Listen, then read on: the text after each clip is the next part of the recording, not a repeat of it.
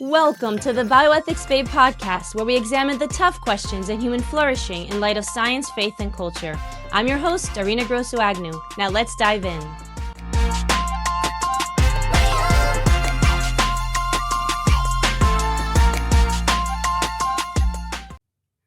What happens to a society when it starts killing its elderly people?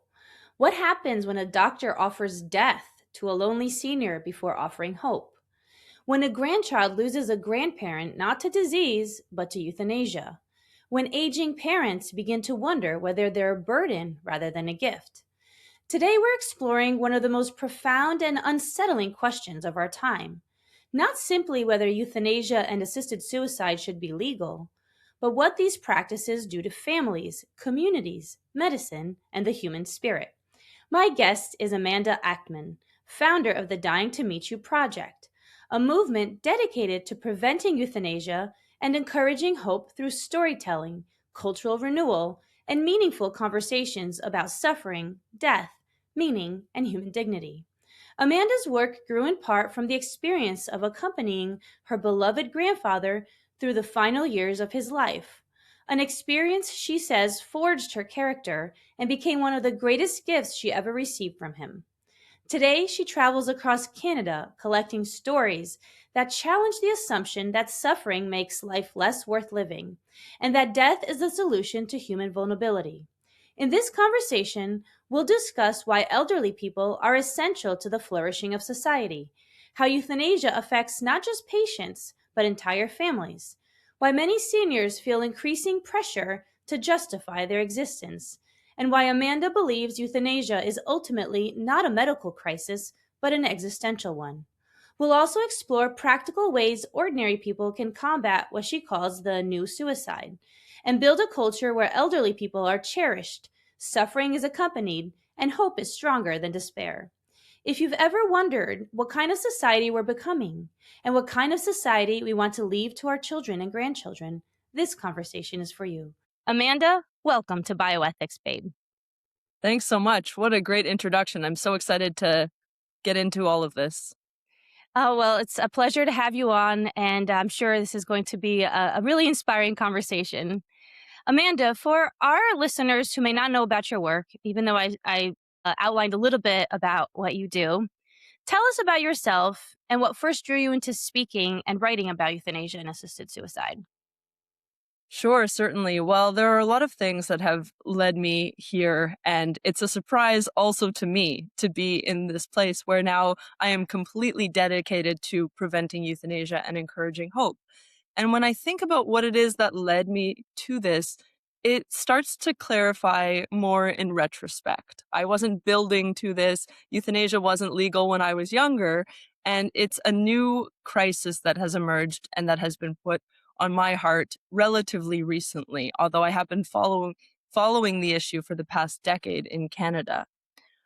Well, I know that you alluded to my relationship with my grandfather, and that is one piece of the puzzle. He was living with my family while he was in his late 80s and early 90s, and I was in my high school and early university years. And it was around that time that the government was talking about euthanasia just for people whose deaths are reasonably foreseeable.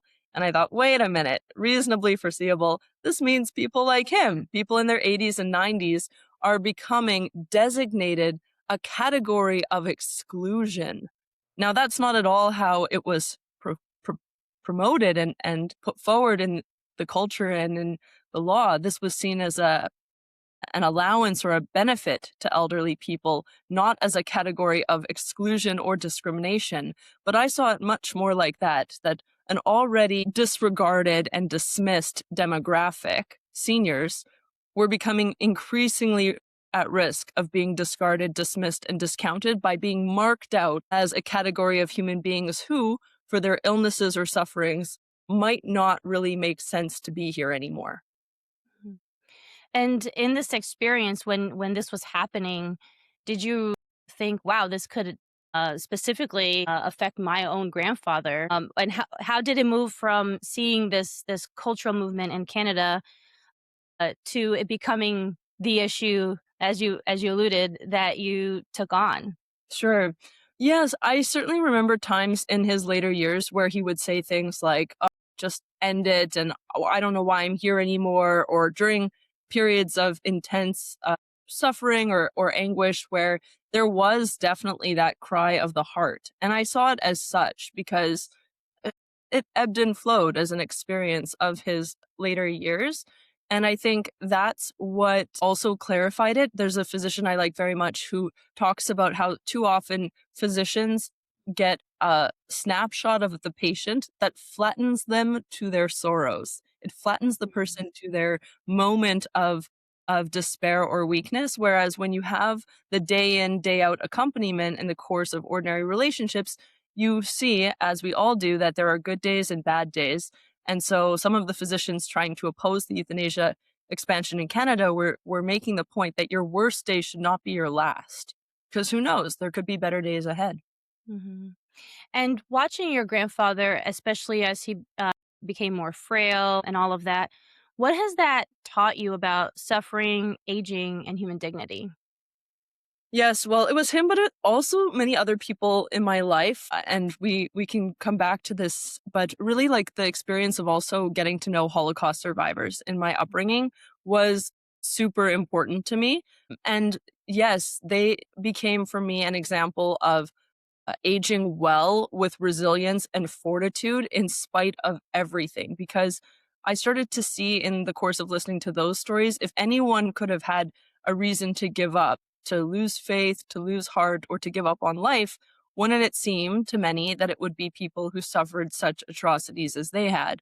But all of the survivors I met and with whom I had contact didn't have that response.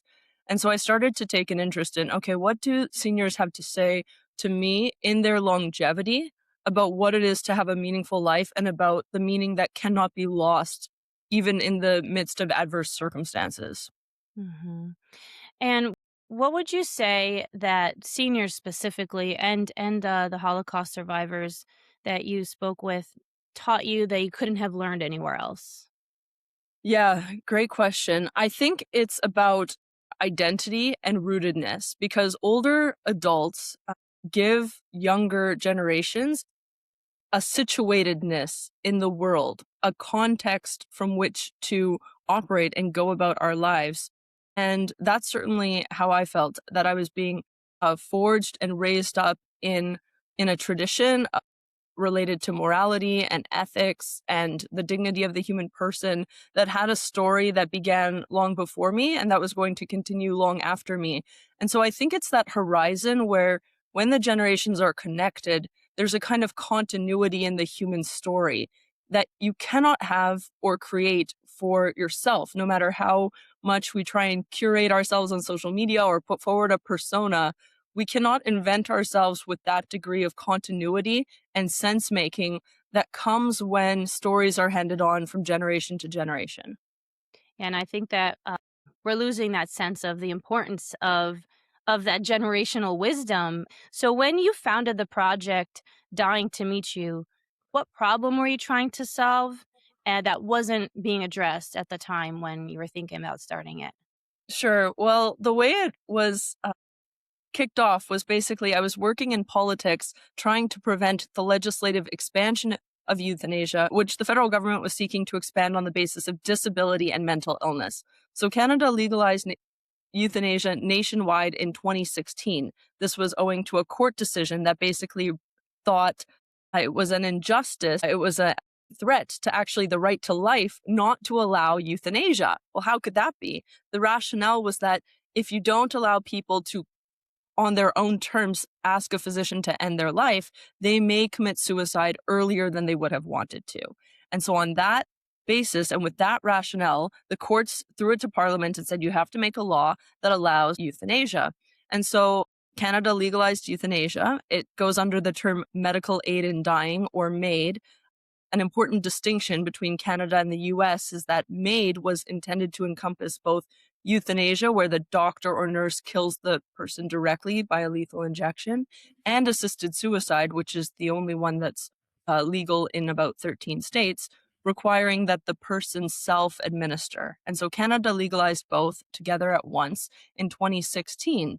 But the rationale became that if this is a reasonable, compassionate means to alleviate suffering, why wouldn't you expand it to more and more demographics? There are people who suffer just as much throughout life as they do at end of life. And so I was working in politics trying to prevent this expansion to people with disabilities, chronic illnesses, and neurological conditions. However, it was a foregone conclusion. We were outnumbered in parliament. The law was going to pass. So, in the midst of the pandemic, receiving hundreds of personal letters from people all across the country begging us not to allow this expansion, I knew what was happening. How do I work with my utmost intention to stop it and know that lives will be lost with this law passing and accept with a certain detachment the result from our work? And so that's what really led me to think, okay, however small it will be, I have to do something personally outside of the political realm about this. And so I made a New Year's resolution to blog about death every single day for 1 year. That was my personal act of resistance. It was my modest personal catharsis. And that was dying to meet you. In its early form, it was dyingtomeetyou.ca. It was a simple, bare bones WordPress site. And I simply committed on January 1st, 2021, without fail, to blog something about death and dying. It wasn't about euthanasia. It was about restoring our cultural look toward death and dying in a humanizing way. And that became obviously a very formative year for me. And I was just so surprised that everyone who I would ask to talk about death with me wanted to talk. It created such an opening and an occasion. So, what did I see missing?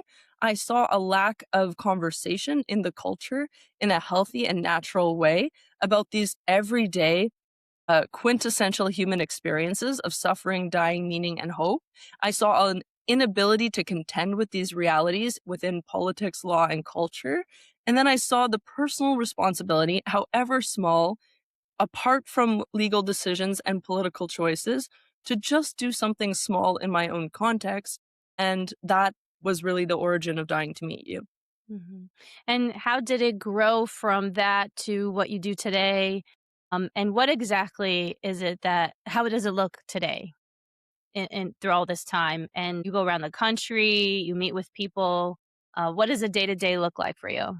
Yeah, well, every day is definitely different, and I'm figuring it out as I go along because this is a new kind of thing to be doing, specifically tackling the euthanasia crisis, which affects so many more demographics than meets the eye. It's not just seniors, it's not just people with disabilities, it's not just people with terminal illnesses.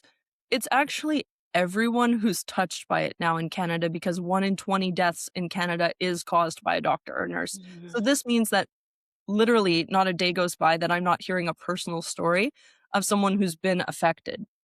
So a lot of my work is receiving these stories, having conversations with people about their experience, and then thinking about how to amplify those stories within the public discourse through short films, through speaking, through organizing community events. One of my favorite things to do is to create nights of testimony where in a often faith-based setting, I'll find people locally who have experiences and the point is to give them a platform to share their experiences so that the community of faith can have an encounter with someone who is not normally given a platform, but who has a story that we all need. And so it's really about amplifying the voices of those who are the most affected and the least represented. And short films have been a really important means of doing that, but also to the live events. Mm. Wow.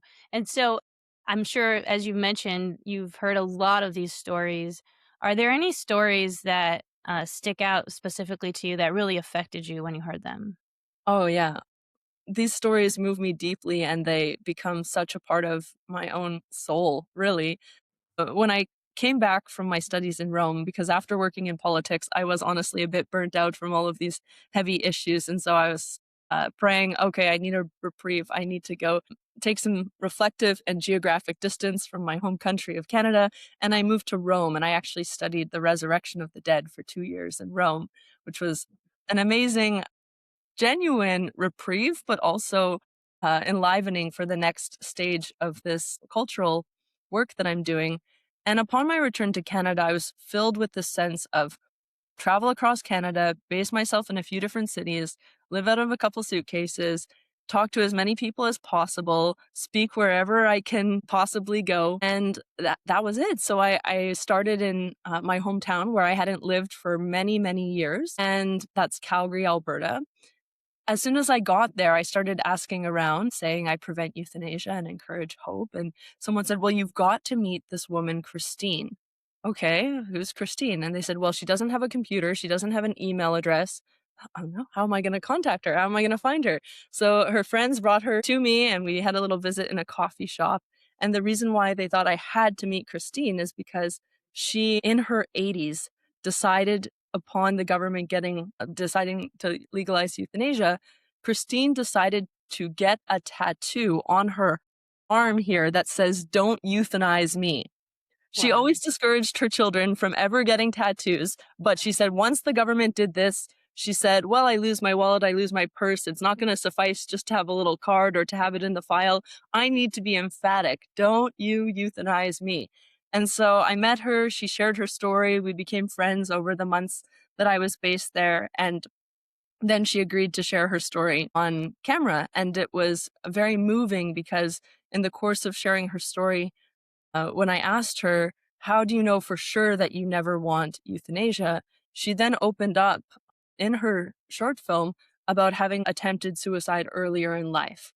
So here was a woman not just like moralizing from a position of like strength, but someone who had really been at the brink. And so had a kind of authority and experience that, again, we need as a culture. We need that witness. We need that experience brought to bear. So that was one of the early stories that really marked me and touched me, and I'm still in touch with Christine pretty regularly. So, yeah, I try and keep up with everyone I've interviewed. That's beautiful. Let's talk some more about why the elderly matter, because I think that we touched upon it, but it's important to just kind of delve into more of an understanding of what is it that having multi-generational experiences means, not just for us as individuals but as for society as a whole. And there's some countries that are really good about this. I think of Japan, where you have these intergenerational family units, and the children get experience with their grandparents. And in some countries the elderly are really looked up to, and in other countries it seems like they're just kind of pushed off to the side. So especially in those countries where and in the cultures where they have been pushed off to the side, why do you think we've forgotten what the elderly can do for us? And not in a do for us in a utilitarian way, but really what the beauty is of having someone in your life who is older. hmm This is a little bit provocative, but I would say that part of the challenge is that in a more secular and individualistic society, the seniors seem to the young to have less to give because what do you have to teach me? What do you have to show me by your life? Who are you and what are you actually about? If the older generations have not discovered certain truths that the younger ones need, if they have not ordered their lives toward that which is of eternal significance, then why would we look to them? So there is a kind of reciprocity to the challenges here. It's not only a disdain or a selfishness on the part of the young, it's a lack of finding in the elderly anything of value because it's not only the longevity that is valuable. I actually met this incredible woman. She was about 93 when I met her. And I remember going into her place and saying, "Wow, you're 93. That's amazing." And she said, "It just happens." And I thought that is such a matured point because she was saying, "That's not what's amazing about my life." In the course of our conversation, I got to know what is genuinely amazing. And that was her life of faith, the family that she raised and cultivated, the friendships that she nurtures. That's the amazing thing to behold and the miracle of her life, not simply her long years. As much as a long life is a gift. So I think that would be my challenge is like who among the elderly do have things that are worth handing on and worth coming around to listen to? Because otherwise, like, why would we? But if it's true, like, why wouldn't we? So yeah, I do, yeah, I think that's worth, especially the older generations pondering, what do I have to teach to the young after my life? And I think that everyone has a story. And so I remember when I volunteered at a nursing home, and when some of the people there opened up, and you just got to hear their stories. And so it's not like only this person or this person has something to share. It's that everyone has a story, and it might be a painful story, it might be a joyful story, it might be a mix of everything, just how life works, right? But it's part of that discovery process. And I think that, as you were saying, a lot of the times the way that society looks at people who are older is what not only what can you offer society, and it is a very utilitarian view, because if they're not contributing, quote unquote, to the workforce, which after they retire, people don't, but our value is not dependent on work. It's just it's in our being, right? So it's kind of it's what I see your work doing is that you're helping people to understand the value of human life, especially in the elderly generations, and the value that they bring just for being, not necessarily for what they can do.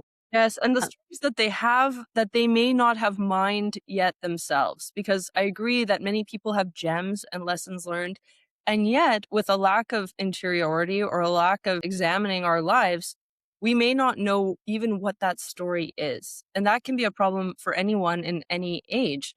But I loved, especially in the course of doing the blog and interviewing people, so often people of all ages and backgrounds at the end, when they would see the blog post that I wrote about them, would respond, I never knew I had such a story. And mm, that is beautiful because what it reveals is not that they didn't have a story before and I gave it to them. Of course not, but that we discover our story and we mine the meaning of our lives in relationship and in conversation. So we need one another to make meaning out of the story of our lives, especially the painful parts. mhm. So, what are the unique gifts that grandparents and seniors and elderly people bring to families and communities that cannot be replaced? Well, I was just visiting one of the Holocaust survivors with whom I traveled a long time ago. I was 18 when I traveled with her on the March of Remembrance and Hope, and I went to visit her. And I was kind of warned that she is beginning to have dementia, and so she may repeat herself a few times. And you know what? She did a few times. And the way that she repeated herself was so edifying and so instructive because the things she has on repeat are the things she said throughout her whole life. And I know sometimes personalities change and sometimes behaviors can radically diverge. But for her, she is repeating the truths that are the most important and that bear repeating again and again. Specifically, she would say again and again, it's going to be good. It's going to be good. Beautiful. And you have to have hope. She would say again and again, you have to have hope. And she would say things like, there's no use complaining. Nobody likes to listen to complaining. And she had these phrases on repeat that I thought, wow, I wish that I could live with those on repeat now in my life. I wish, because they're true and because they bear the reminder again and again. And so I was just like, wow, like if not for her being emphatic, obviously not always freely, but still there's something there. There's some clarity and distillation about her personality and about what ultimately counts. I was very touched by that. That's beautiful. What? Why is the affection, wisdom, resilience an example of elderly people so necessary for the younger generations? Mhm. Well, I'm very touched by something that Pope Francis used to say about how the gestures and affection of the elderly are credible to young people. He says young people are not capable of showing affection in these ways. And it makes sense if I think about how elderly people, the way that they grab both your hands and they hold them and they look intently at you and they can hold your hands for a really long time in a conversation. Like, those are not gestures that would happen among the young in this tender way that is befitting of a very particular kind of relationship and a particular way of looking at the upcoming generations. And so I think it's this kind of boundless affirmation that really wills the good of the up and coming generations, that looks forward with hope, and also, as Pope Francis would say, without recrimination, but rather that expresses a taking leave with a smile. And he Mm. describes that as the real maturity of the elderly people is when they, yeah, when they're not recriminating and when they take leave with a smile and bless the young on their successive steps that they will take to receive the dreams of the old and then have a vision of what their own horizon looks to be. I think that's just so beautifully stated because as we know, right, when we're in a social media age and everyone is putting on their filters, and yet we're so alone, right? Our generations and younger generations are so alone because they're sitting behind a computer, don't have that human touch. Who even picks up the phone anymore, right? Everything's by text, etc. And so I see that, right? That human touch, that human connection at a personal level. People who are older have that just because that's what they grew up with, and I think that when they share that, it actually it actually humanizes the world more, right? We need more of that. We could do well to have less technology in such a technological world, and we talk about a lot of technologies on this show, uh, but in terms of embracing what it means to be human, I think that you make a good point about what the elderly with their experience bring. So, what happens to a society when old age is increasingly viewed as a burden rather than a blessing? This is reminding me of a flight I took over Christmas holidays, and there was a woman, an elderly woman, seated beside me, and she said, well, at a certain point in our little chat, because it was a transatlantic flight, she said, well, today I received the royal treatment. People were so kind and helpful to me in the airport.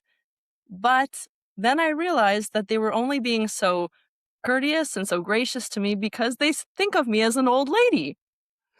And I said, okay, well, it's great that like you were treated well and cared for because that's what could make becoming elderly less fearful.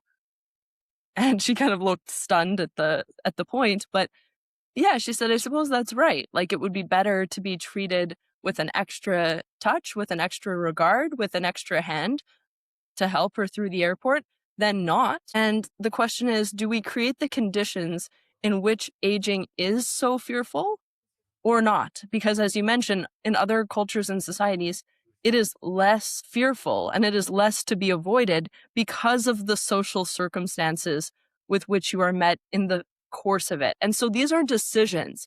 Being Becoming old is not necessarily tragic, but it is tragic if you live in a society that discards, dismisses, and discounts the old. Obviously. Same with being disabled. And many people within the disability community will say, it's not my disability that threatens me. It's the circumstances and conditions in which I live in a world that is too often inhospitable to me as I am. And I think that's a really important point that in any circumstance in which we live, what's the context in which we live and move, because it could be in our favor or it could be stacked against us, but those conditions are up to us. Right, and you're completely right, that we're very much affected by how other people treat us, and so creating a culture where, as you mentioned, this lady where she's being helped, and yes, it might be because she's old, or let's create that culture where where we're helping someone because they might need it, whether it's a pregnant lady or someone in a wheelchair or whether someone who's older. When we actually have that kind of deference towards another person because they might need that extra TLC and care from even from strangers is a kind of culture that is shows affection towards another person as opposed to indifference. Mhm. Do you think that many people underestimate how much of their own identity and stability comes from their relationships with both their parents Mm. and their grandparents? Yes, definitely. I would say that I was awakened in an almost startling way to this when I did a program with 25 young professionals. This was a Christian young professionals trip, and we all gathered for our orientation around the table. And 25 people from very different kind of backgrounds culturally, but all Christians. And many people had a lot of credentials. They had a lot of experiences already for being so young. And when we went around the table and made introductions, I was deeply moved at how many around the table spoke about their relationships with their parents and grandparents as a matter of introducing themselves. While they have Ivy League affiliations and while they're part of really important companies, they didn't fail to mention things about how they were raised in the faith and about the way that their parents and grandparents formed them and brought them to this point that they were around the table with us. I'd never quite seen anything like that, and it just happened very organically. We weren't prompted to share in that regard, but it stood out to me and I've never forgotten it. And I thought, wow, I wonder about the difference that it makes when that is the case versus not the case, because somehow it really marked me to hear that kind of testimony. Mm. No, and that's beautiful. And actually, I was just reading recently about how children tend to behave better for their grandparents than for their parents because their grandparents have more of that emotional stability, maybe less stress than the parents do, less interaction with the child, and so that there's different dynamics, and it's so helpful to that child to experience a relationship with their grandparents that's separate from their parents, and it just adds a wealth of I would say, not only experience, but even the affection, as you mentioned, right? The way that grandparents are affectionate is different, maybe different from the way parents are, but it actually helps to build that person's identity, and you mentioned rootedness, right? Grandparents can share about their life and growing up, and that child will grow up knowing more about their own roots than if they didn't have that relationship. And obviously in a highly individualistic culture, unfortunately some people live very far away from not only their grandparents but also from their aunts, uncles, cousins, and so it's hard to even form an identity of who you are when you don't have that necessarily. And so that makes sense that these people you're talking with had so much to say about the influence of their parents and grandparents, even when you didn't expect that they might bring that up. So thanks for sharing that. You spoke a little bit about what brought this on for you and how Canada's MAID program was kind of like the launching pad for this. But for listeners outside of Canada, can you explain how what MAID is and how euthanasia expanded, especially in the last 10 years? Because usually, as you said, it starts with a very limited scope, and then as we know, it's happened in other countries, it just expands, and there's other people who become vulnerable to euthanasia and assisted suicide. Yes. Well, the initial criteria was this reasonably foreseeable death criterion, which is a bit subjective and nebulous to begin with, and also a grievous and irremediable medical condition. And once legalized, euthanasia cannot remain limited. This is the point, because as our countries, our Western countries, highly value equality, if it is regarded as tantamount to a right, then why would it be limited?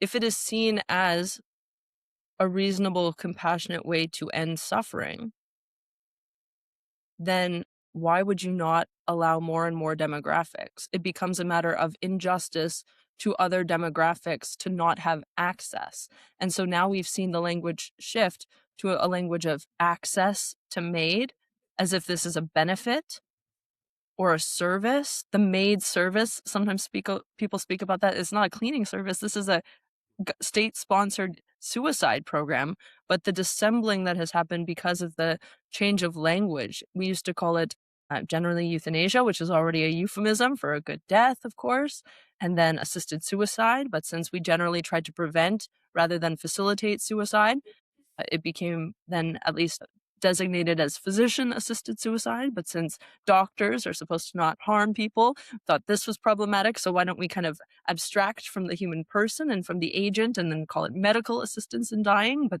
that, of course, obfuscates palliative care, which is the genuine use of medicine to address the person's suffering. And all of that has obfuscated that this is the direct, intentional taking of life. And on the part of the patient asking, it is a request to be assisted in a suicide. And on the part of the doctors and nurses, it is homicide for which they are not culpable. That's precise. That's a technical point I'm making, because if you look in Canada's criminal code, the way that euthanasia was legalized is by creating an exception to the criminal code offense of homicide, so that doctors and nurses who take their patients' lives at their request, according to the parameters, will not be charged. It is specifically to protect medical professionals from prosecution, not to protect the dignity or value of patients' lives. So those are some very important but precise points to have at the outset of considering euthanasia in terms of how we got here. And then we can probably come to why people are actually seeking it in the numbers that they are. Yeah, I mean, this is very well said, and it corrodes our trust in medicine, right? Here, you mentioned that doctors and healthcare professionals are protected from, being becoming what it is. It should be a criminal act to kill someone, but when the government itself legalizes it, then it shields these healthcare professionals from that. But medicine, right?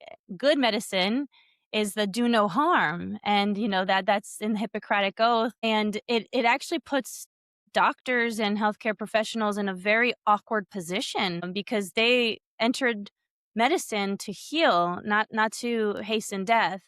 Have you heard of stories of doctors and healthcare professionals in Canada who are forced to do this? Or does it become that a subset of doctors who are pro euthanasia and pro assisted suicide end up doing that? Or does the government actually impose on everybody, whether they want to or not, to participate in this? These are good questions, and I'm happy to address all of them. Technically, in that criminal code section about homicide and about the exception for physicians and nurse practitioners doing euthanasia, at the very bottom it says that no medical practitioner can be compelled to participate in this. So that is supposed to prevent people from being forced.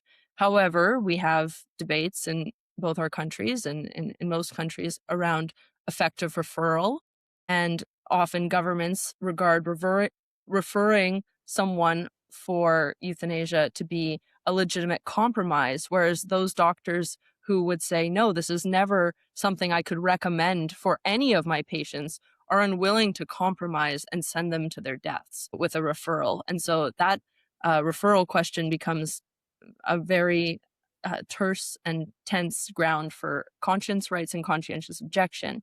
Where there is even more pressure and coercion is within the profession itself. So it's very difficult to get into medical school and get through medical school in Canada without facing this, without kind of being brought into a room where euthanasia may be being done. Sometimes people feel kind of blindsided by how they become ushered into these settings almost unexpectedly, as if they're being initiated and even attempted to be desensitized. So that's very troubling. And institutions don't have protections. And so right now, Dying with Dignity, the euthanasia lobby group, which is Canada's equivalent of your Compassion and Choices assisted suicide lobby group, is suing a Catholic hospital, a major one that serves the downtown Vancouver and area population. Dying with Dignity is suing St. Paul's Hospital for not euthanizing people directly on site.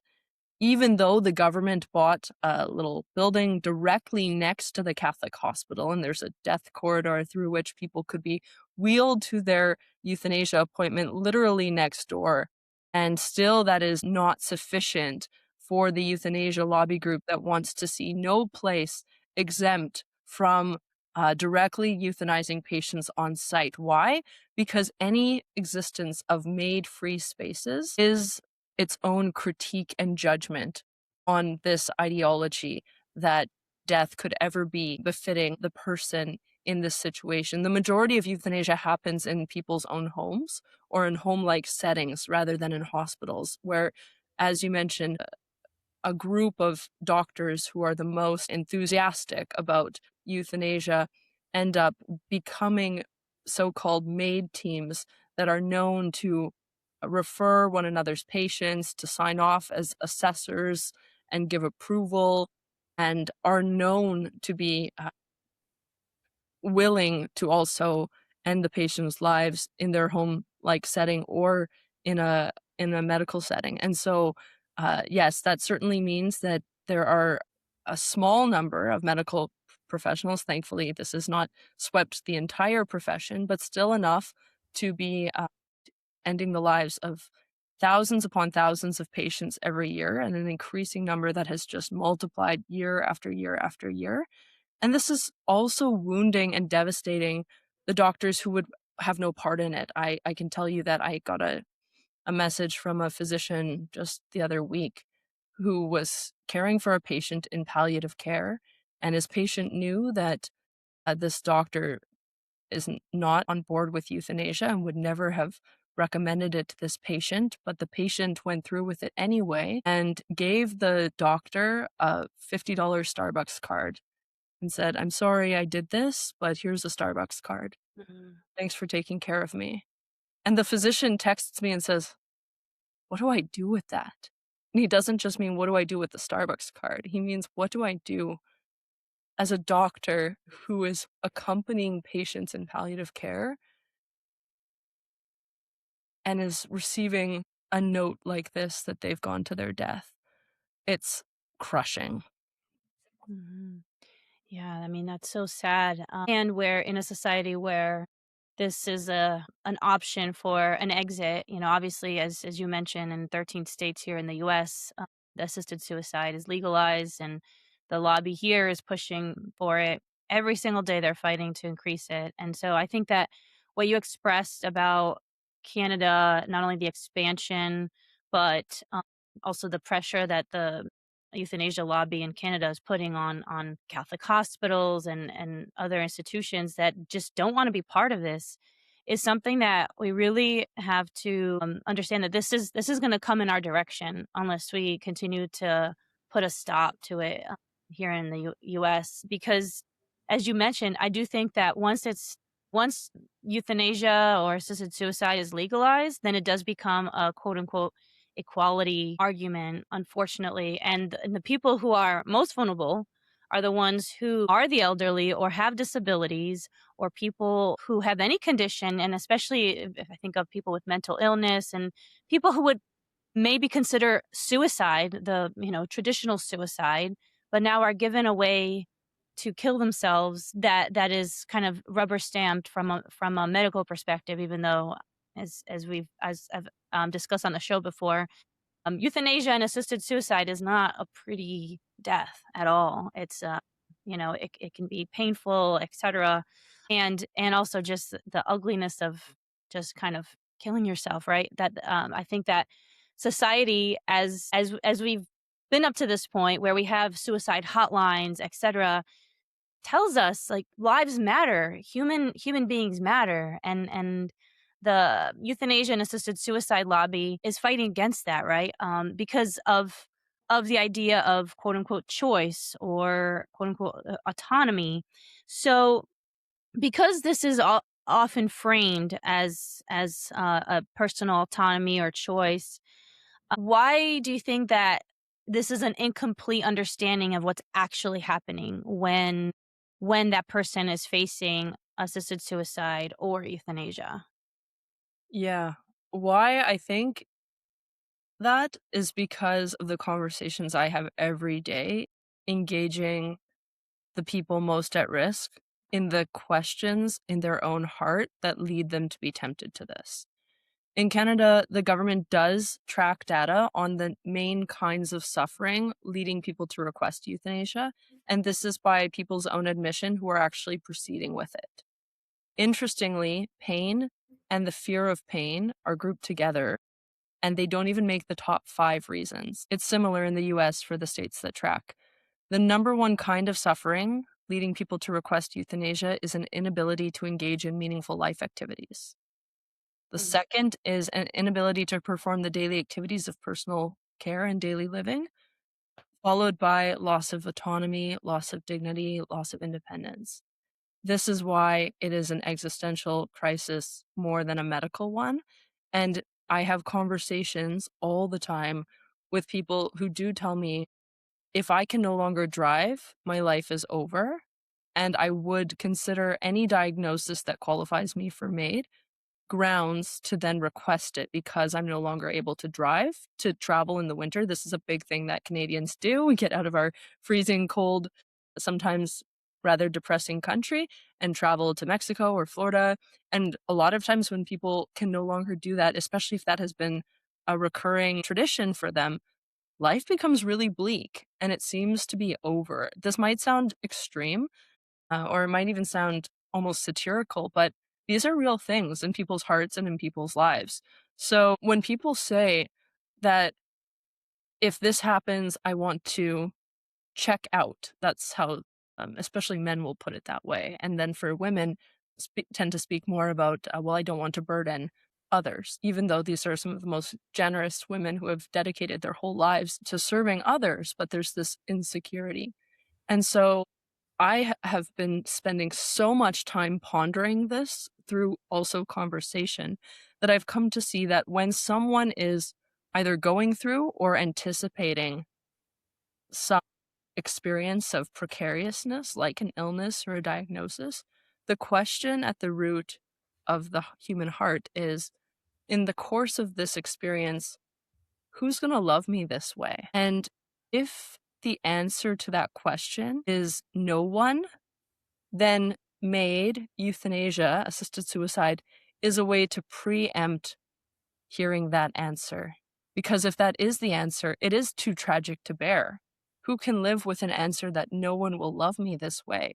And so euthanasia and shrouding it under the illusion of autonomy and control and choice is a self protective defense mechanism to try and rebuff the real reasons that are so vulnerable and so much an expression of the human woundedness that underlies this. Now, that's a very deep look at it, but it comes from, again, hundreds, perhaps even thousands upon thousands of conversations I've had with people who are grappling with this.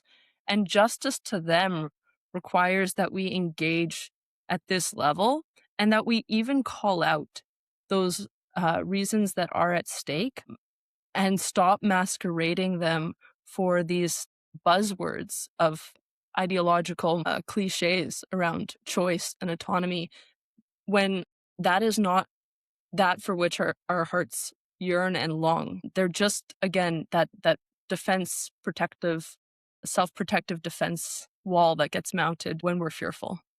Mhm. And I mean, you make such a great point that it's mostly about the what even I know this has also been generalized, but quote unquote quality of life, etc. But even loneliness, etc. The who will love me this way question. Besides the work that you do, which is so important, are there organizations in Canada or support systems for people who are older or may feel alone so that they're not feeling like, okay, it's either this or I'm going to live by myself in this very isolated way. Because it sounds like that there's a need there that, and it's not just in Canada, but everywhere, right? Where there's more, that we need more supports for people who are older, and especially people who are homebound, or who don't have families around them anymore. Hmm. Yes, I know you've had Alex Schattenberg on the show before, and he has worked on this issue with such stamina and tenacity for more than 25 years. And in addition to the Euthanasia Prevention Coalition that he runs, there's also Compassionate Community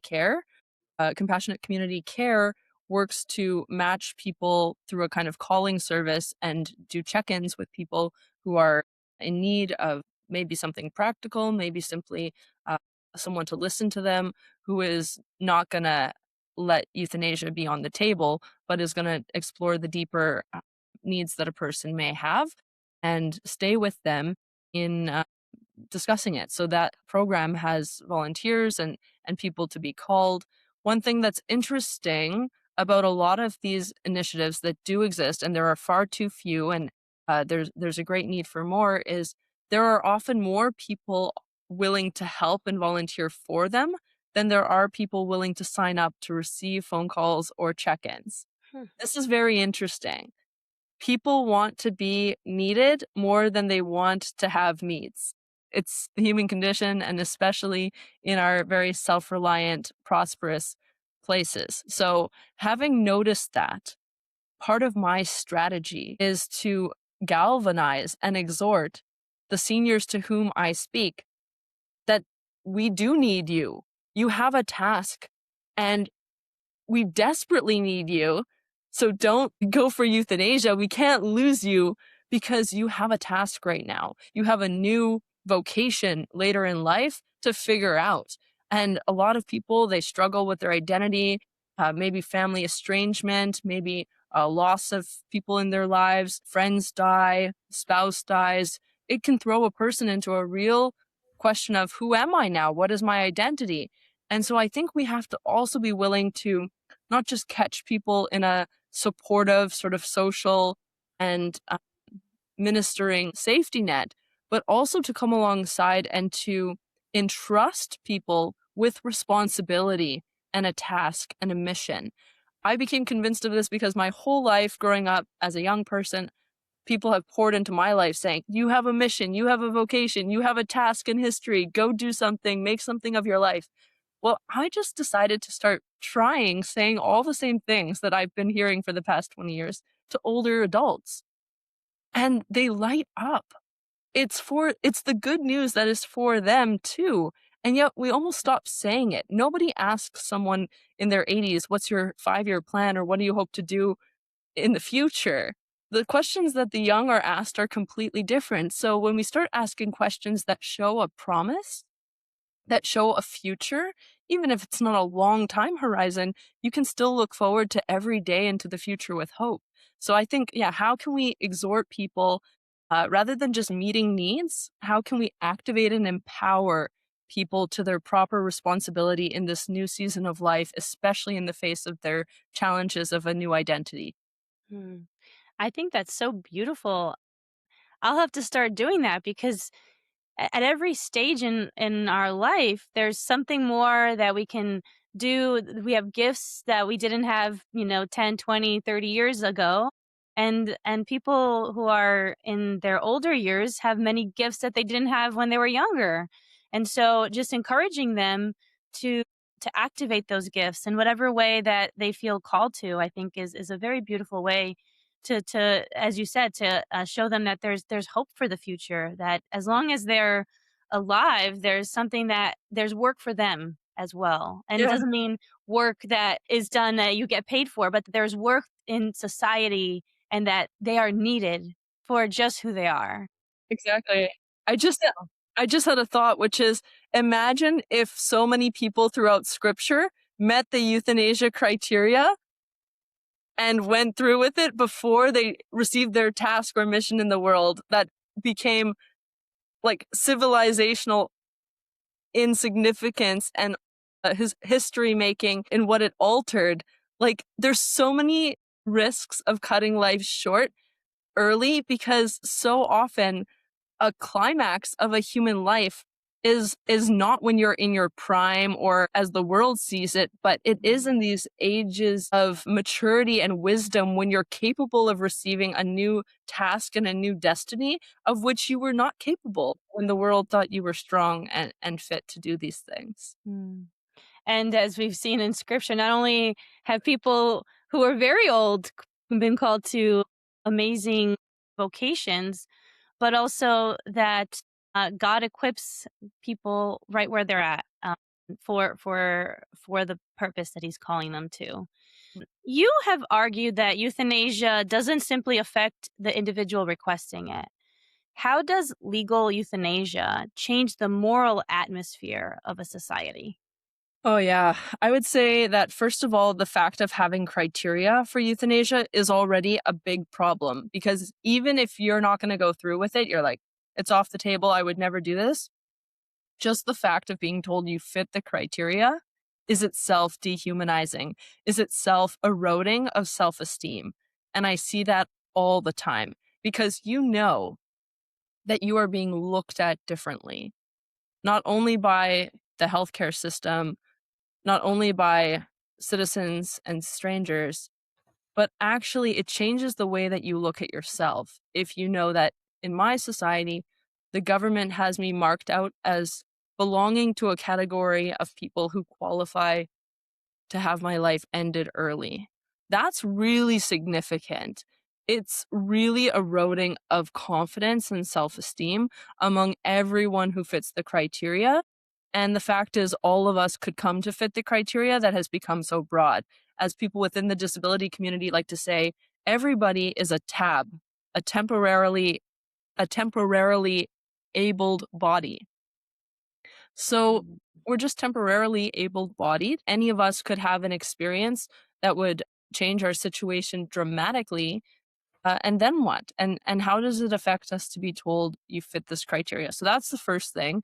And then it also makes everyone more precarious. It makes everyone precarious because we could all, yeah, as I said, fit this criteria, but also we could all lose people much more readily. I was just doing one of these nights of testimony where a dear friend of mine who lives with cerebral palsy and uses a wheelchair and has been a long time advocate against euthanasia. She talks about how a friend of hers died by euthanasia, a friend of hers who had all of the same conditions and disabilities and mobility needs. And she said there were surely people who would look at her and say she's worse off than he was, and he went through with it. So what does this say about her?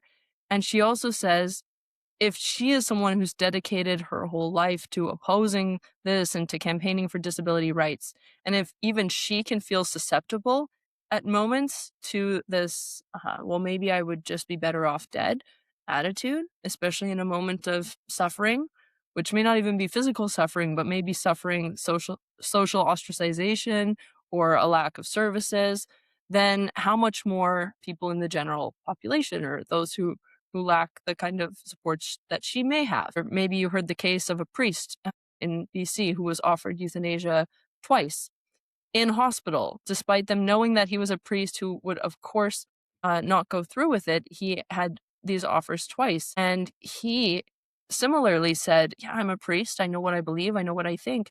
But when you're in that situation, you are so vulnerable that he basically had the humility to say, even I could become susceptible. That's why this is so dangerous. And I accept that too. I accept that I could be vulnerable and susceptible as well. And so it's not from a posture of superiority that I speak on these things or that I champion them. It's precisely because I don't trust that I would be strong enough in every moment of my life and even in everything that I've undergone not to fall susceptible to the euthanasia temptation. And so we need a culture where life is the default because otherwise we're going to lose people. It doesn't surprise me that people struggle with suicidal ideation. That's actually a pretty understandable experience at some point or another of our lives, especially if we live long lives or especially if we suffer anything quite intense. So that is understandable. But what's not understandable is the conceding and capitulating to the suicidal ideation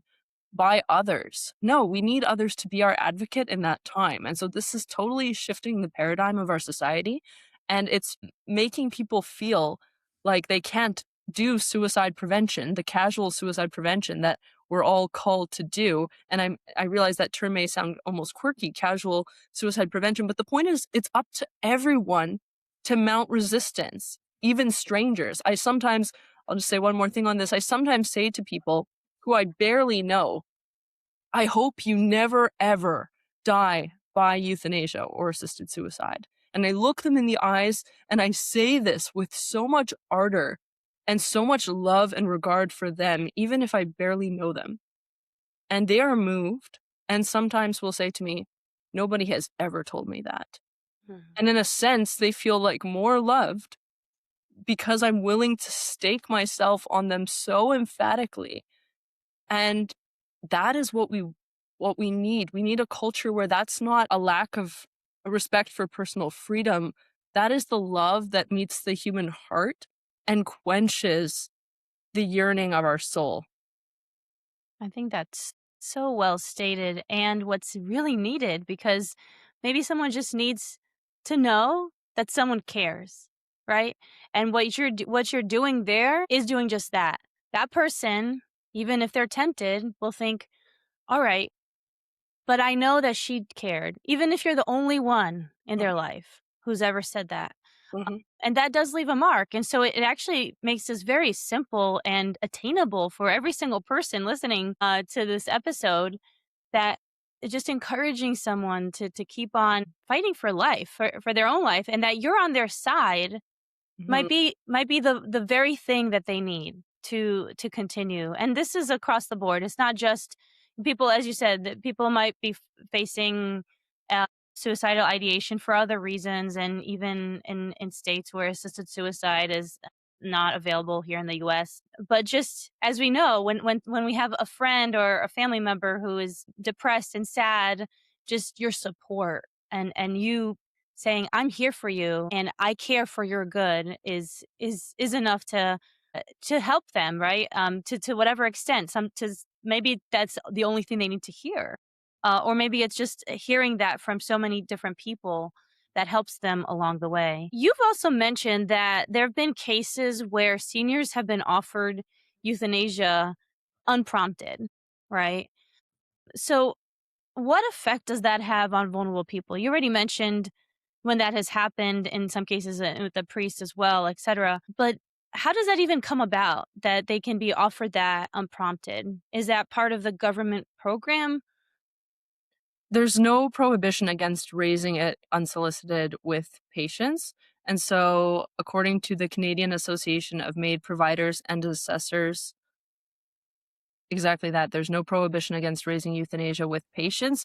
And in fact, they say that you have a responsibility to raise it with patients who might be unaware, who might have their guard up, who might not know all the ins and outs about it. And so there is a push to present it to people as one legal option among many and as part of the full suite of healthcare options. That's the problem. And Alex Schattenberg makes this point very emphatically and I think very meaningfully that the whole problem is putting euthanasia into the healthcare context because it's not medicine, it's not healthcare, but once it's presented as such, then it is treated as one treatment or service among many.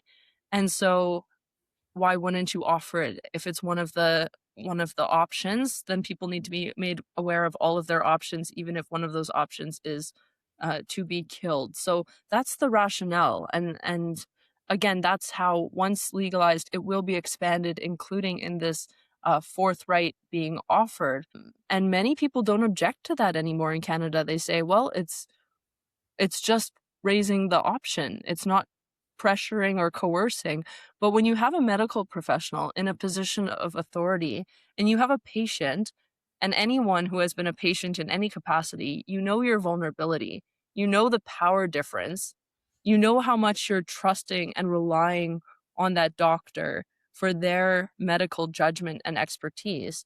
You know how much you're not even capable of noting everything that he or she is telling you in that moment. So, how could you be presented with this suggestion to die in a moment of that kind of vulnerability as a patient? but it's happening. And I was recently on Vancouver Island, which is a real epicenter of Canada's euthanasia crisis. And one of the first women I met there, she started sharing with me about how she's been offered euthanasia 3 times. First, while her husband was still alive, they together went to an appointment and they were told they both qualify if they wanted and if they were interested. And then he died, and 4 days after his funeral, she was diagnosed with terminal cancer diagnosis, given 6 months left to live. And so she was offered euthanasia by her cancer specialist. How do you count on care? How do you expect to be treated well? And so she, of course, said no then. And then while she was at the funeral home finishing up with her husband's burial, they offered it to her because even the funeral homes can raise it and sometimes do it on site at the funeral home. If people don't want this to happen in a private residence, they'll create a living room like setting at the funeral home Mm. to euthanize the person. So this woman who was given less 6 months or less to live, I just called her on her 90th birthday last week. She outlived the prognosis, as so many do, because doctors get 6-month or less prognoses wrong about half of the time. So how many people are making these decisions based on a medical estimate that is so, like, likely to be wrong? That's crazy, and what a beautiful story about this woman. Um, and I think that what it does too is if your doctor, and let's say you've been going to this doctor for many years, is telling you that, what does that do to your trust in that doctor? You think, is this doctor trying to kill me? Uh, and so it actually just I do go back to the point that it corrodes medicine. And from a medical perspective, obviously it corrodes society, etc. When suicide and killing is seen as an an act of healthcare, right? Mhm. We've seen that in other areas with abortion, etc., where the same thing is happening. But besides the woman that you talked about earlier, who actually tattooed on her arm, "Do not euthanize me," have you encountered other seniors who now fear entering hospitals or long term care facilities because euthanasia has been normalized? Absolutely, all the time. I would say it's pretty common that people are sharing their stories of the trepidation about going to appointments or even going to hospital. And I will make the point that I think younger people and professional people ought to be a bit sensitive to, which is for older people, going to medical appointments is really important, not just from the standpoint of attending to their health, but it is a way to go and be cared for and to be accounted for in the world. And so I think that the way people look forward to appointments because it's a touch point with I matter, someone cares about me, I'm worth protecting. There's a lot more going on psychosocially than the quick interaction in an office. I think we really have to notice that, and it's the same with other interactions, even, there's a clip I like very much of a slow checkout lane that was created because people didn't want self-checkouts. They wanted to have a slow experience checking out because once a week, going to get groceries was an occasion for an interaction and a human encounter, and they felt impoverished and starved by then doing that with a machine each week. It was not like I think we underestimate when we're very social and in the world how these touch points of human interaction carry a lot more weight for people who are living an exceptional time of isolation. So yes. And about not wanting to enter hospitals, I another woman I met on Vancouver Island, Miriam Lancaster, her story went super viral. Basically, she shared with me about how she was one day in excruciating pain. Her daughter called an ambulance. She went to Vancouver General Hospital, and basically, as soon as the doctor came to see her, she said, "We would like to offer you MAID," because she saw this woman in her mid 80s who was in excruciating pain, but she had not had a diagnosis. She hadn't even had an x ray. And this woman took a month to recover, but then she went on within the year to travel to Mexico, Cuba, and Guatemala. And she's completely doing well. And so her story was the front page of the National Post recently. It said a doctor offered her maid. She had other plans. The story was picked up by People magazine, the New York Post, the Daily Mail. It went all over the world and was translated into many languages because people were shocked that someone would go to the hospital and be met with an offer of death rather than received to have treatment and a curiosity about their condition and what they actually need. So you bet someone like Miriam has a hesitancy about going back, especially to that hospital. I mean, who knows? I think they should celebrate her and put those news articles up at the hospital and say, "Wake up, everyone here." But yeah, of course, people are fearful, sadly. Mhm. And I also think that, there's stories even here in the US about insurance companies saying, "Well, we'll cover your assisted suicide, but we won't cover your cancer treatment, etc."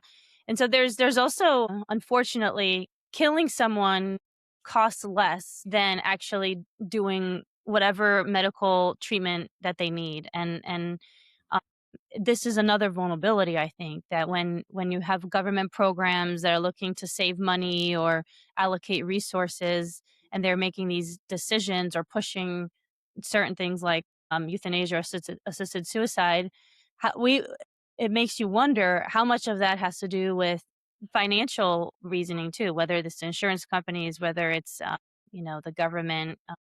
So those are questions that you know should be considered. Besides the fact that killing itself, the euthanasia and assisted suicide, is wrong on its face, right?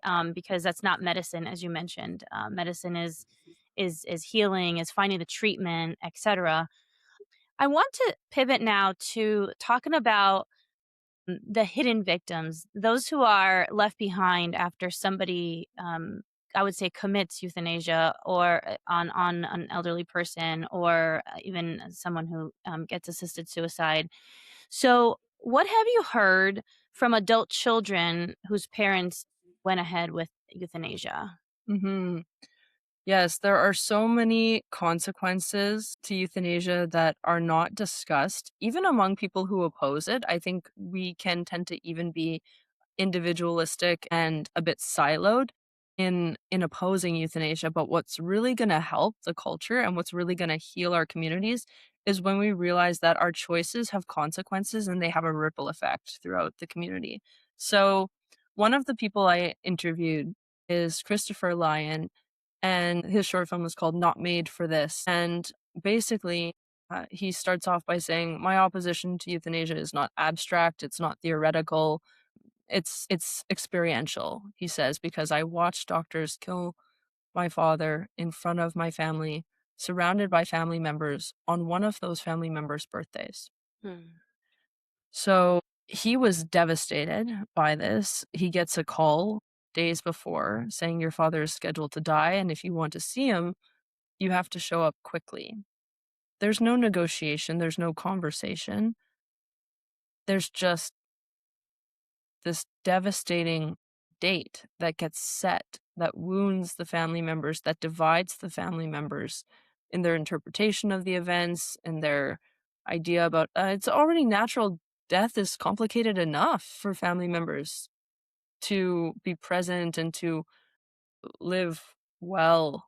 So when you add something like this, the tension, the number of families I've met who become estranged over a euthanasia death, over their conflicting views and interpretation of it, it's creating so much family breakdown for sure, for sure. I Mhm. know siblings who don't speak to each other anymore. That's the turning point.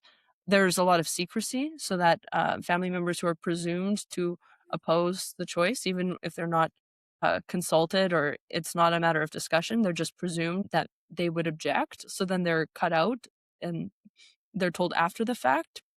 Then consider what that does to the family relationships, to have had that be shrouded in secrecy and then only breaking the news to you after. So these are some of the tools that it's having. Another friend of mine, Alicia Duncan, her story is very public as well, and she has a book coming out soon Her mother was euthanized 4 hours after being released from a psych ward for a suicide attempt. Mm. And then Alicia and her sister were subsequently diagnosed with PTSD following their mother's death. Irony of irony is that if the euthanasia expansion for mental illness as a sole condition takes effect, as it's scheduled to in March, she and her sister would literally be eligible for euthanasia because of being victims of their mom's euthanasia, wounding Wow. them and traumatizing them.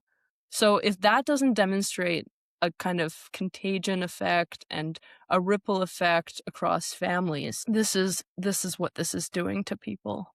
Mm, yeah, and the way you even speak about this, it just brought to mind the idea that this is the culture of death, right?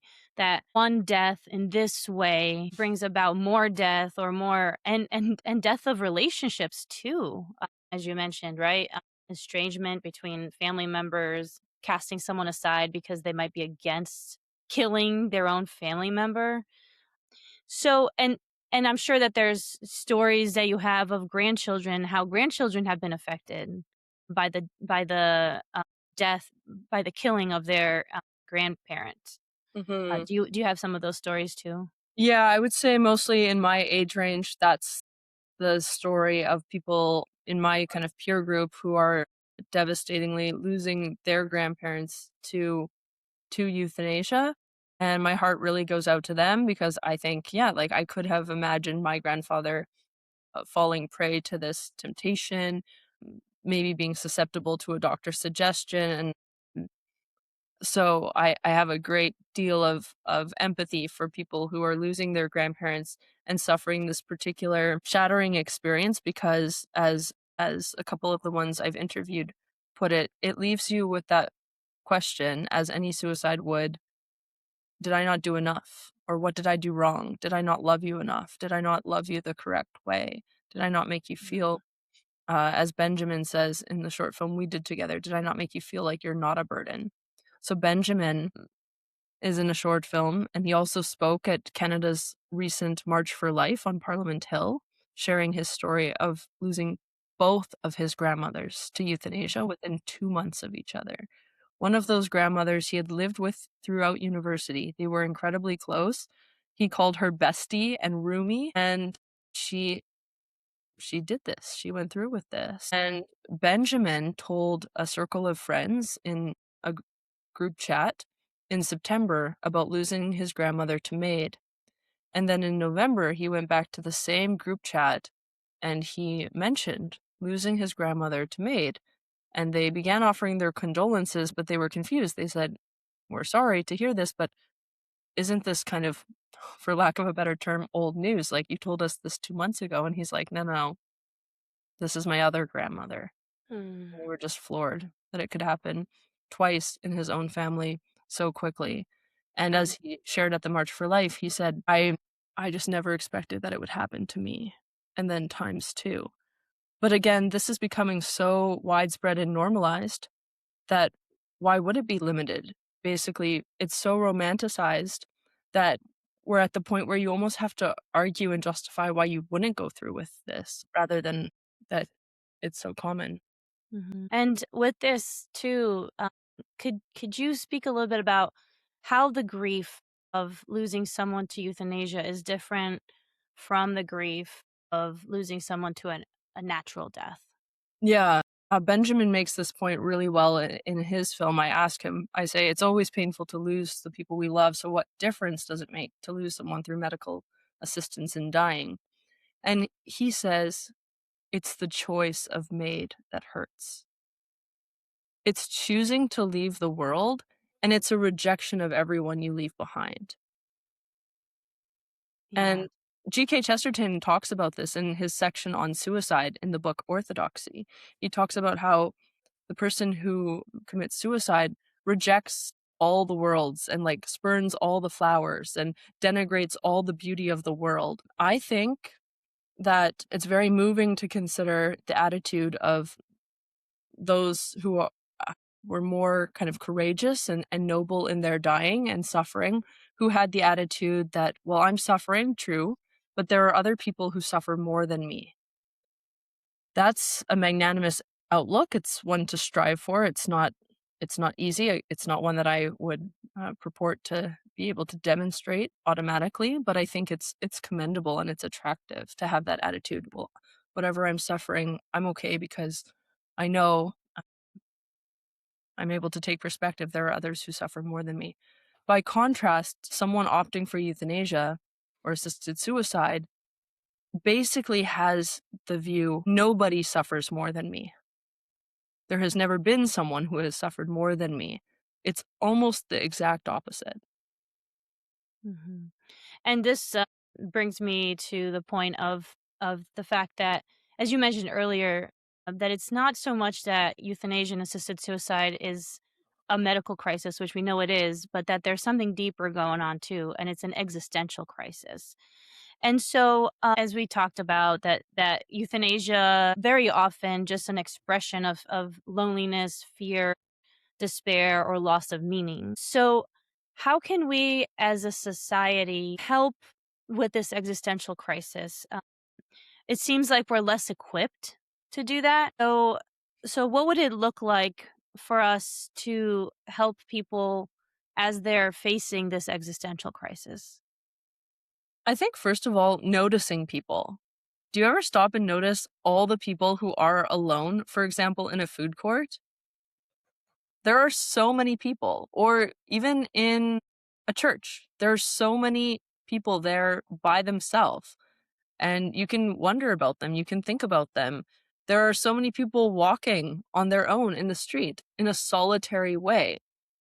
And I would say the first thing is to let our attention go to those who are alone. And this reminds me of another man I interviewed. His name is Charlie Lewis. And he talks about how when he was young and fit, up until his basically senior years, he was very capable of biking and climbing and doing all kinds of athletic things and really professional. But then got cancer and spinal stenosis, and he had to use a cane. And he says, I started to notice all these people in the street with mobility devices and canes and walkers and stuff. And I thought, where'd all these people come from? And he says, they were there all along, but I never noticed them until I became one of those people. And so, can we already, before we are one of those people, have a heart for those who are in a situation that looks very different from our life? But let Mhm. our hearts go to them with a kind of human solidarity, with a kind of fraternal spirit. I think that's the first step, because if we don't have any attention toward the other in this situation, then how can we do more for them? But if they are already on our heart and we have already turned our gaze toward them with a look of love and concern, we will naturally be led to encounter them more deeply. Mhm. And the thought of encounter is so important. And the fact that yes, when we notice people, when we actually see them whether they're alone, etc., people want to be seen, right? People want to know that you care. And so I think that there is a place where the churches, faith communities, and also just in our own families, and in our group or circle of friends, that even just looking at it from the circle of people you know, there's someone that you can reach out to.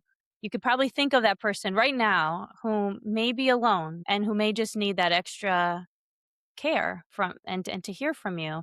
And if we all do that, we actually are building this culture of life, a culture where it's saying that is saying your life matters, you matter just for being. And this is what we're missing, right? When people are so busy that they forget about others, especially about the people in their own life, right? I mean, isn't it so sad when you have families where the child is estranged from the parents, etc., and it's heartbreaking to think that these relationships have somehow been broken, and that there's loneliness on both sides of that equation when that happens. But as and if you notice that on a bus or on a subway, when someone's sitting alone, etc., and just striking up a conversation instead of just putting your AirPods in, makes it more human, right? And I think that this is what you're getting to. So helpful. You've talked about MAID as a new form of suicide. Why do you think it's important to frame it this way? I think because people naturally recognize suicide as tragic, and yet MAID is regarded as less tragic because of who it concerns. And so discussing euthanasia and the euthanasia temptation as not only a matter of suicide, but also connected to these issues of self-esteem and even to self-harm is very helpful for a return to the reality about what's at stake. I was just having a conversation with a woman. I was staying at a B&B, and this woman in her 80s owns the B&B. And so I was visiting with her, and in the morning, it's a really classic kind of old school B&B where she cooks like a gorgeous breakfast and we eat it together in her garden in the morning. So it's really lovely. Not just a one of those self check-in, leave yourself uh, to your own devices, but really hospitable and charming. And so this was in one of the places I was speaking. So she served me breakfast, and we're sitting out visiting. And she asks what I do, and I say I prevent euthanasia and encourage hope. And she was very startled because she supports it, she thinks. Oh. And so she got into this conversation with me, and she said, "Well, I support it. I want it for autonomy and I want to have control. And plus, you probably just oppose it because of the tenets of your beliefs or something like that." And I looked at her and I said, "Actually, it's because I'm worried about you and your self-esteem." Hmm. And she said, "I worry about that too." Mm. And it created this opening where as soon as she said, "I worry about that too," there was this admission. Those self-protective defense mechanisms came down, and she started to talk about her actual fears of being a burden, of what would happen to her place, and of needing to move, or all these things that are real, but also manageable if you have the right degree of curiosity. So I think, yeah, willing to stake ourselves on the person and say, This is not about an idea, this is about you." Mhm. So beautiful. And how can churches, civic organizations, and neighborhoods, what can they do to make elderly people feel genuinely wanted and needed? And I think that this will be part of the solution to helping people not even think about going in that direction. Mhm. Well, one thing that's coming to mind is that we all have the basics and the necessities of things that we need in life. And we all know what happens and what it does to awaken our spirit when we are given something a little bit extra, as in when there are flourishes or details that show that someone really loves us or is willing to go the extra mile. Gestures, gifts, words of affirmation go a long way. And I would say, especially because somewhat, as I was saying earlier, those who are isolated or starved for affection, the smallest drop can quench and parch, can quench that thirst more easily. So I think people who would say, "Oh, I'm busy, I don't have time to volunteer and to go visit this person every week," just one word, just one look can quench that parched soul in a way that is surprisingly beneficial. So deciding to go the extra mile and like compliment someone, like an elderly person who dresses up for church and they look really great, and like you don't need to go compliment them, but if you go and you say, "You look fantastic today, like what a great outfit," you can bet that that's going to stay with them probably for a month, and that they're gonna think of that compliment anytime they see you, even if you're not repeatedly saying things to them. Like, it's so simple, but we know that these things touch us, that, like, a word of affirmation, one look, one touch, one glance, one act of service. A lot of times, I see that seniors are very startled just by having the door open to them or by being de deferred to on public transit and kinda given way to go first, because these things don't happen very often anymore. And honestly, I would not even be inclined necessarily to do these gestures if not for living on other places. I hate to say, for all my interest in these topics, I haven't learned reverence for the elderly really in my own country. But more so traveling. Like, I studied in Poland for 2 years, I studied in Italy for 2 years. I've spent a lot of time traveling the Middle East, and I've also spent time in Asia, so all these other places, and I see how people conduct themselves, and I'm like, "That's a little bit more human," or "That's a little more humanizing, like, I should try that sometime." So just taking inspiration when you do see something done well and noticing that it doesn't take much to startle someone to the realization that they're loved. Mm, beautiful. Yes, I like that. Startle someone to the realization that they're loved. Couldn't we all use more of that? Not only in our own lives, but to actually help others see that, right? That you are loved, you are loved, you are loved. And that's really the message of the good news, right? And spreading that in this way, that in those little actions, right? Holding the door open, giving your seat to somebody. It just takes those little touch points, as you mentioned, especially, and you mentioned the slow lane, checkout lane. Yes, maybe that's the only time that person gets out, and whatever that interaction may be for that person might be what they think about for until their next outing. So it's so important. What are some examples you've seen of communities successfully creating alternatives to despair? Oh, that's a great question too. Well, I think the pandemic time gave us a lot of necessity, especially with the degree of kind of restrictions in Canada, to get creative in this regard. So, one thing that my own church did was create a buddy system with young professionals calling seniors during the pandemic, which is amazing. I honestly should have continued beyond the pandemic, but it kind of ended after it. But basically, these young professionals were like the youth groups, younger and older youth groups were all matched with seniors and would have weekly calls with the one who you're matched with. And also, there was a bit of matchmaking on the part of the church to see compatibility of interests and like that it would be a good fit. Because in a lot of cases, these were people who had not met before. So I was matched with this gentleman named Don, who at the time that we were connected was 89 and his wife had just died within the past year. And every Wednesday we had a call for about an hour to an hour and a half. And it was it was very interesting because I definitely had this thought of like I'm doing this good deed and I'm going to cheer him up and I'm going to talk to him once a week. And it was one of those complete kind of role reversal things where he did so much more for me than I could possibly do for him. His optimism about life was much higher than mine in that time. And I really remember when I was working in politics at the time. It was a frenzy of activity. And he called and said or I called him and we began our conversation and he said, "So, how are you doing?" And I proceeded to talk for 5 minutes about everything that had gone wrong in the office that week and what was going on Parliament Hill and all of this. And at the end of my 5 minute venting session, he said, "And how are you?" And I was so touched. I was so, so touched to the extent that what, this is 5 years later?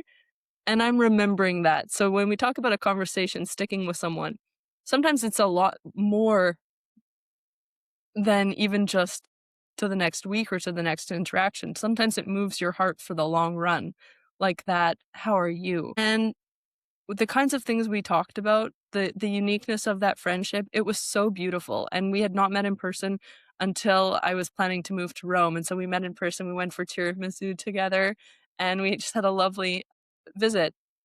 It was marvelous, and, that was something that I know was life-giving for all the young professionals who got to know, the senior with whom they were matched, and again, it kind of gave the seniors an opportunity not just to be called with this check-in call that was a service to them, but it gave them the opportunity to offer mentorship and accompaniment to the young who needed it just as desperately, if not more.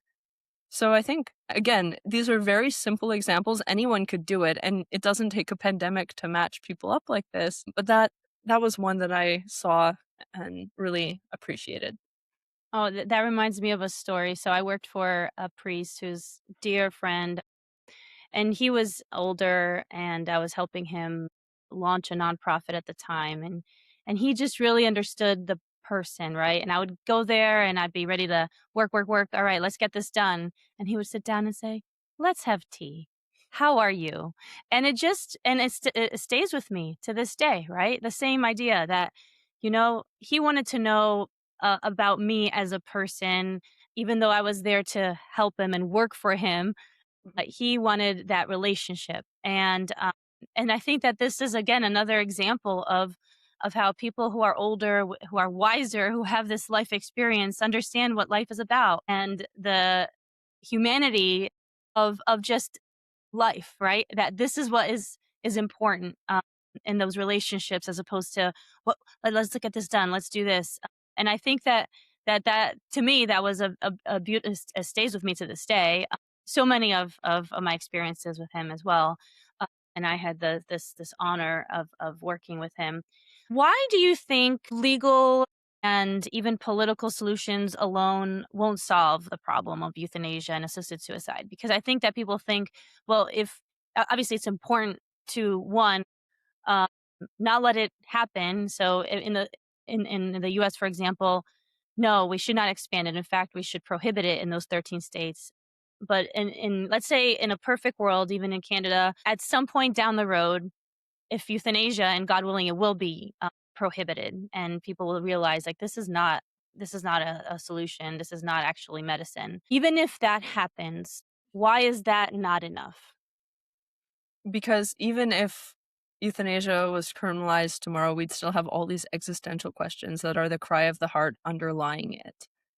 And that's why it's a task of cultural renewal, and that's why it touches across so many other categories: disability inclusion, human rights, intergenerational solidarity, faith communities, the healthcare world. It touches all these different domains and all these different demographics, because living and dying are pretty much the whole of human life. And so these are the expansive, broad topics that touch all of us. And yeah, so for example, now I do a lot of workshops engaging people on these fears of feeling like a burden, or on what is it that you're going to have to teach someone? How can you die a noble death that is a memorial of courage for successive generations? Like, putting these questions to people sometimes for the first time, because as I've been told, like, as I kind of alluded to with all the formation I've been given, thankfully, I was always taught you need to settle your convictions in advance and decide your moral red lines ahead of time. Well, that is a very, very useful counsel for older people, because you cannot settle your convictions or draw moral red lines in your last 2 weeks of life when you are experiencing physical, emotional, psychological, and spiritual pain, and you have a doctor offering you euthanasia.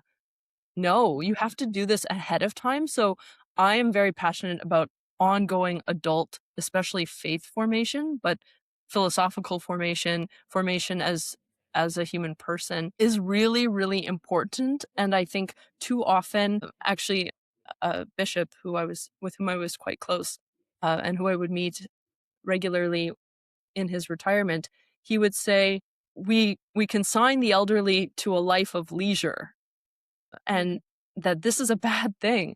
That being old is not just about leisure alone, or definitely not entertainment alone. The Rabbi Abraham Joshua Heschel, makes the same point in a collection of essays on the insecurity of freedom. He says these old age homes have directors of recreation, but where are the directors of learning and of spiritual development? And he thought, like, that's what really matters. I hear this from seniors all the time, that seniors tell me, the young people are ordering us exercise equipment and state of the art this and that. Where's our chapel? We're going to die soon. So Mhm. it's very interesting to see what the priorities and prerogatives are of those who are destined toward eternity, and especially when they have a lucidity about what matters ultimately and how urgent it is to attend to those things well ahead of time. Mhm. Yes, and we're all destined for eternity. It's just a Yeah. matter of if we have a long life or a short life. But obviously, I think that the older you get, the more your mind is towards that, especially when the clutter of the day-to-day activity kind of settles down a little bit. Imagine Canada 20 years from now. What would a culture of hope, accompaniment, and solidarity look like? That's a great question. It's hard to imagine what what will be in the future, but hopefully we can rekindle this solidarity between generations and repair a lot of the brokenness and woundedness in the relationships that have severed the ties. Maybe, maybe there's some value to the mutual interdependence that the generations are naturally starting to have on one another, practically, economically, spiritually. I think there has been a lot of estrangement and alienation because of how hyper individualized we've become. And when we look at other societies, a lot of times the solidarity is a matter of necessity. Circumstances lead you to be a little bit more reliant, a little bit more deferential because you realize there's a give and take. So maybe there's a healthy reciprocity to find in our dependency on one another. Not in a utilitarian sense, but in a sense that we really need each other to become who we are, to have the puzzles of our family fit, and we're a puzzle to one another, but we also belong together. So, yeah, I think maybe some degree of crisis and upheaval, which we're certainly in the midst of as a country, will be salutary to our cultural healing in some of these regards. Mhm. What is one thing you wish every young person understood about growing old? Oh, what do I know? We should ask the old people. But, like, honestly, maybe that's a sincere answer, is that, like, there's something in it for us to glean when we come alongside and kind of sit at the feet of people who are older. There's a line in scripture I like very much that says, if you see a wise person like rise early to visit him, let your feet wear out his doorstep. Like that. Go let your feet wear out the doorstep of someone old and wise because well, it just creates that curiosity like, wow, why should I do that? Who is someone about whom that's the case? So yeah, I think it's just like there are people who have a truth that you might need, like a gem that you might need to mine, a story that you might need to learn in order to clarify your own life's trajectory. Like there's something in it for you. And I think of one of my very favorite quotations of John Paul II. He said in a letter to a friend, well, he was in his, I think, late 20s. He wrote, "The great achievement is to see the values that others don't see and to affirm them. Mhm, The even greater value is to bring out of others the values that would perish without us." So see the values that others don't see, mhm. and your life will become fuller, richer, deeper. Hmm. Yes, and hopefully in all this discussion, obviously, it brings a greater understanding of the value of every single person, and especially those who are older. What is one thing that you wish every elderly person knew about their value and importance? Uh, Well, one thing that I also deeply love in Pope Francis's reflections on this is that he says the vocation of the elderly is to remind the young that they are a blessing.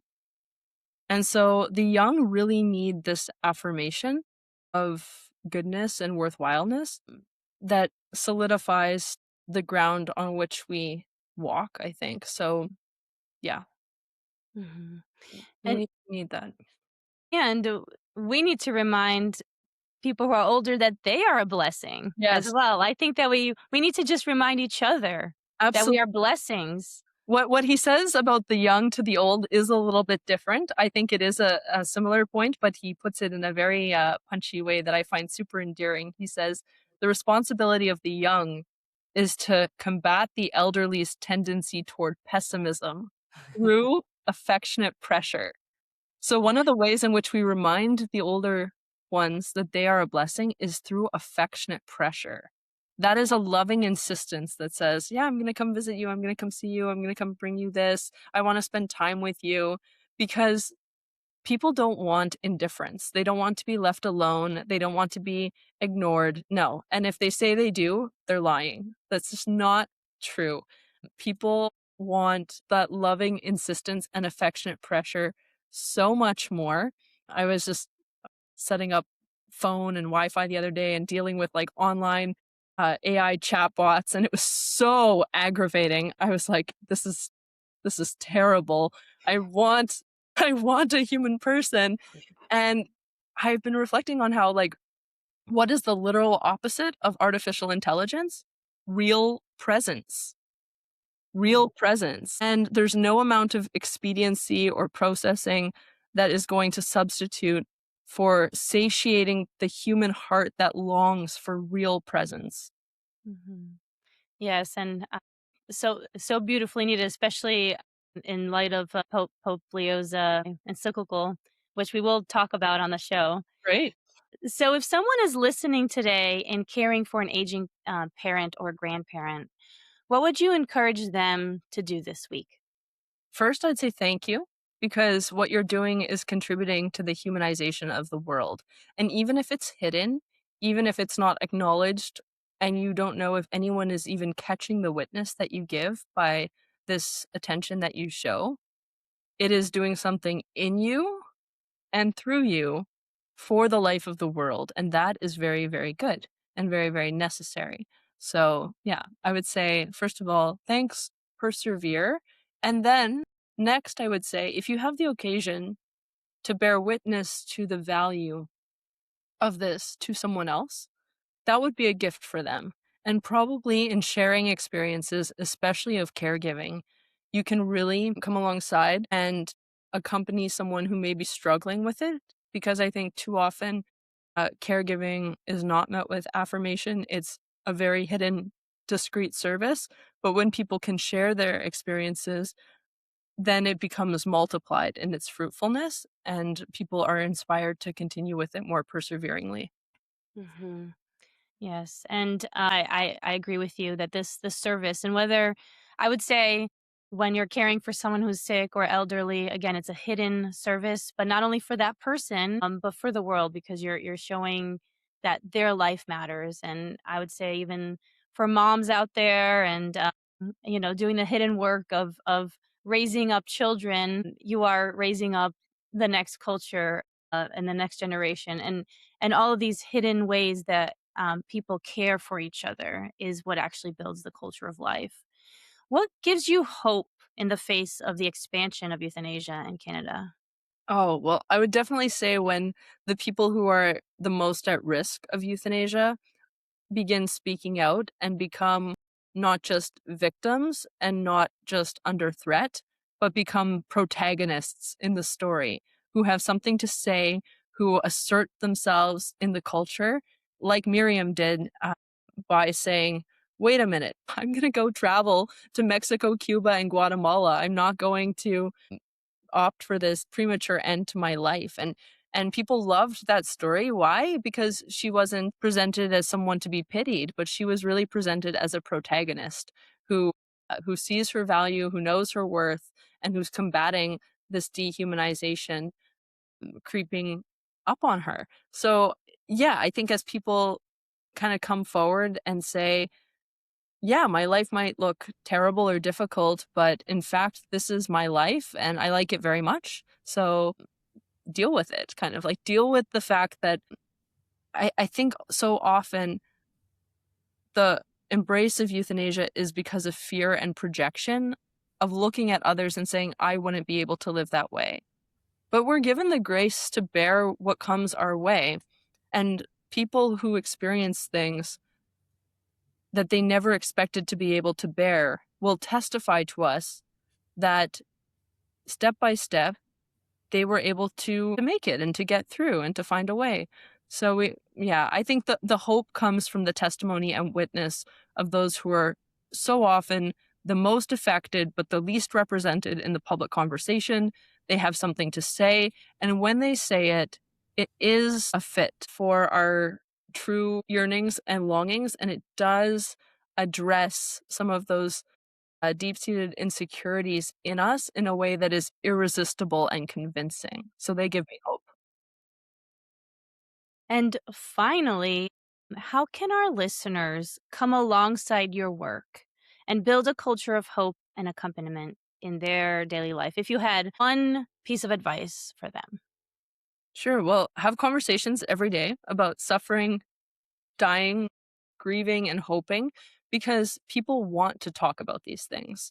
And you'll see, to your surprise, as it was a surprise for me, people want to talk and share, and creating this opening is the truest meaning of compassion. I love the Carol Houselander quotation that compassion is a communion in suffering of those who love. So enjoy that communion, even in suffering, with those who love deeply, and can share things with you. If you want to learn more about my work, you can visit dyingtomeetyou.com. You can watch the short film vignettes of people's stories and see other resources there. And I'm very easy to find across social media platforms if you search my name. And I'm also very easy to contact if you'd like to get through to me through dyingtomeetyou.com. And I travel all the time wherever I'm invited to speak and engage audiences in talks, but also workshops on these existential questions of the human heart that are really for all of us. And this issue simply becomes the occasion to go deep. Hmm. Well, we thank you so much, Amanda, for sharing your work, but also just this view, right? That every human life matters, and that just having touch points with family, friends, strangers, is all part of building this culture of life. And as you mentioned, we think that we're doing something for somebody else, but really they're giving us a gift, and we can't even expect that, but it happens. It happens that whatever we give, we actually get back more. And it's so beautiful to see that. And this is the kind of intergenerational interactions that you are opening the door for. And hopefully, our listeners are inspired by this and will also do the same. So, thanks again, Amanda. Thank you for the conversation. For my conversation with Amanda Achtman, founder of the Dying to Meet You Project, a movement dedicated to preventing euthanasia and encouraging hope through storytelling and cultural renewal. Here are 5 key takeaways about euthanasia, suffering, death, meaning, and human dignity. 1. Euthanasia is not primarily a medical crisis, it's an existential crisis. Amanda argues that the driving forces behind euthanasia are often not physical pain, but loneliness, loss of purpose, fear of dependence, loss of dignity, and the question, who will love me when I am vulnerable? The deepest needs behind many euthanasia requests are relational, spiritual, and existential rather than medical. 2. Elderly people are not a burden. They are essential to human flourishing. Seniors provide younger generations with identity, rootedness, wisdom, perspective, affection, and continuity across generations. Amanda's relationships with her grandfather and Holocaust survivors taught her that older people offer gifts that cannot be replaced by technology, social media, or individual achievement. 3.